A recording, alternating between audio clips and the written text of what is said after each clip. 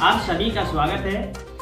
वाराणसी और उसके आसपास के क्षेत्रों की खबर पाने के लिए अभी तक आपने वाराणसी न्यूज़ बुनकर की आवाज़ को सब्सक्राइब नहीं किया है तो सब्सक्राइब जरूर कर लें। चलिए आगे चलते हैं न्यूज़ की तरफ। उत्तर प्रदेश के गाजीपुर में रिश्ते में चाचा ने पहले भतीजी को बांका से मार डाला, फिर उसी से खुद पर भी वार कर लिया। आपको बता दें, देवरी बारी नौपुरा दुर्विजय चौहान के यहाँ रहकर उनकी मौसी का लड़का मऊ के दोहरी घाट निवासी 24 वर्षीय सुनील चौहान बीटीसी करता था। वहीं दुर्विजय की 22 वर्षीय बेटी मधु चौहान बीटीसी पूरा कर ली और घर पर ही रहती थी। शुक्रवार को दुर्विजय अपनी पत्नी का ऑपरेशन कराने मऊ गए थे।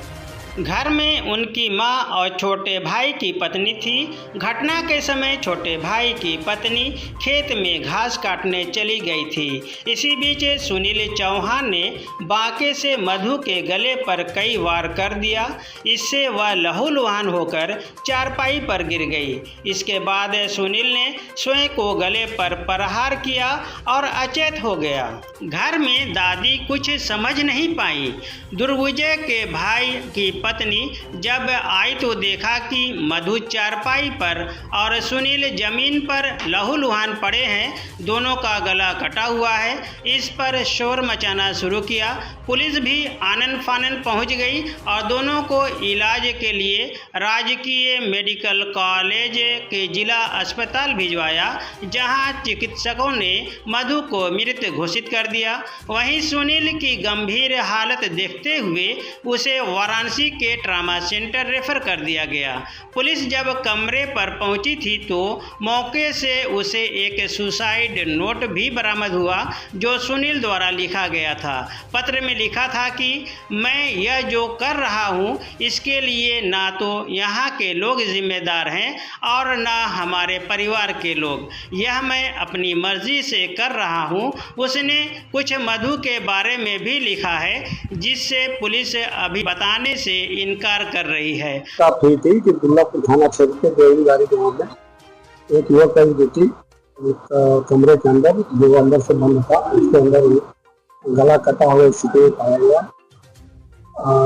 इसकी सूचना जब थाने को प्राप्त हुई तो थाना अध्यक्ष मौके पर गए और जानकारी ये प्राप्त हो रही कि जो लड़का है वो अपने मौसी के यहाँ रहता था। लड़की उन्हीं के मौसेरे भाई की लड़की है। इन परिस्थितियों में घटना हुई है, उसकी जांच कर रहे हैं। लड़की के पिता से संपर्क किया जा रहा है, वो भी थोड़ी देर में यहाँ पहुंचने वाले हैं, जो अपनी पत्नी का इलाज मऊ में करा रहे हैं। जो भी एक मिला हुआ है उसके तथ्यों की भी जांच हम कर रहे हैं और जो परिजनों से पूछताछ के आधार और उनके द्वारा जो प्रार्थना पत्र दिया जाएगा उसके आधार पर इसकी अग्रिम विधि कराएंगे। घटना हुई तो दोनों घर में अकेले थे। जी हाँ, अभी वो उसको डिस्क्लोज करना इस स्तर पर उचित नहीं रहेगा। वो हमारे जांच का विषय है। इसमें जो भी तथ्य लिखे गए हैं उसकी हम जांच करेंगे क्या सकता है। दोनों की हालत इसमें लड़की की मृत्यु हो चुकी है, लड़का ट्रामा सेंटर में भेजा गया है। उसकी भी हालत बहुत अच्छी नहीं बताई जा रही है और जो भी इसमें आगे की चीजें सामने आएंगी उसका आधार पर वाराणसी रहता है। जी, कल फिर मिलते हैं कुछ नए खबरों के साथ। तब तक के लिए जय हिंद।